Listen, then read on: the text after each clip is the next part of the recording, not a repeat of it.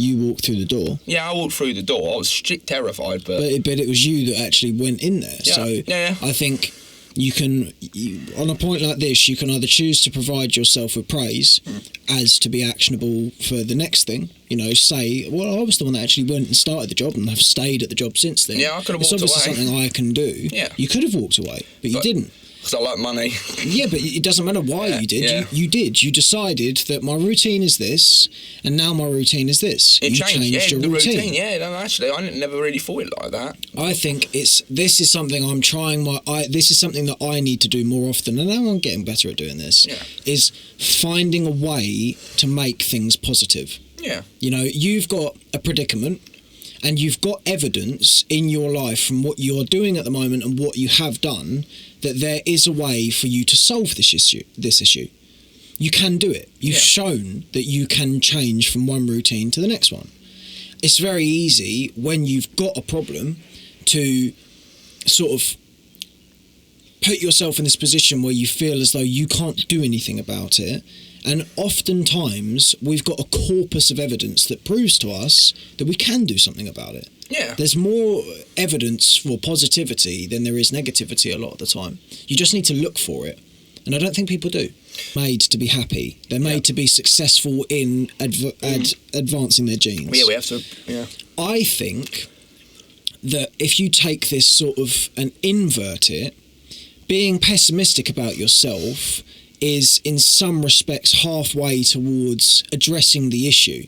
You've outlined the problem, and or I suppose you could take this other way actually.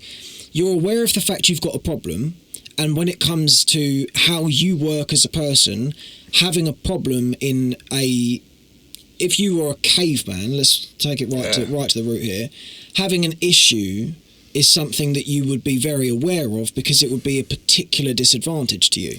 Because for the sake of either being in a tribe or advancing your genes, that could be a real sticking point for you. So you're aware of it. I think we have an inbuilt capacity to be aware of where we are not so good as to highlight the issue in order to address it. Yeah. I think the problem that we have now is we've got this extension of that in the form of social media that exacerbates the issue to such an extent that it's no longer actionable help. This is something that Joe Rogan actually spoke about with cannabis, of people will quite frequently voice the concerns with weed that they get paranoid. You must have heard this. Yeah. People get paranoid. Now, he had quite an interesting frame on this, which I have to say I'm inclined to agree with, of paranoia is not a bad thing if it's serviced in the right way. If you're worried about something, you might need to be worried about that thing. Yeah. You know? If you're in a position where you think, I don't really know if I'm being that nice to people, you could be, I understand how you could be just sort of fabricating this. Yeah. But there is a world where maybe your brain is telling you, do you know, actually, that is something you might want to look at. Oh no. It makes sense. Like I said, we can be like paranoid and stuff. You are worried about things. You can be worried about things, and I think what we need to start putting is it's okay to be worried, but we don't want to be worried. Yeah, absolutely. And because it's part of human nature. Anxiety is a feature, not a bug. It's a feature. If you're not nervous about doing things, well, there might be like stuff that you've never done before. It's not. I don't think you might not be as nervous of a type, but I feel like there's always something. Most people are. Yeah, most people are. I think there's always something someone will be nervous about, and I think that's completely fine. And going back with like anxiety and like saying, and I think some people might say anxiety is like out of control, and I think it's okay to be paranoid about things as long as in a controlled.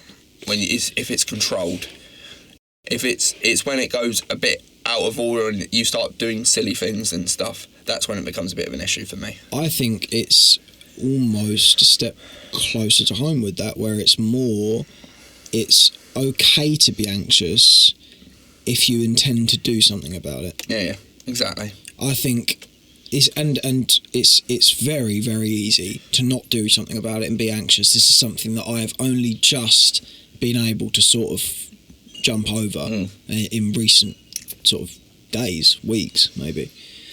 Is if you've got anxiety towards a topic, it calls back to this idea of agency. Do something about it. Yeah. You know, you can do something about it. I think as well, I'm going to sort of bring this down into smaller steps, and then I'm going to relate it back to the point of relationships. Yeah.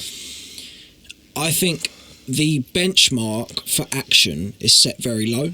Yeah. And what I mean by that is people assume that in order to do something progressive and positive for yourself, be it abolishing a concern or moving yourself towards a goal, that you have to do something particularly impressive. I don't think that's the case. I think you can progress and enhance yourself on a micro scale and achieve a lot by doing that. Yeah. You know, Yeah. I would say that if you, it's Joe Rogan. This seems to be an eminent theme of today's video.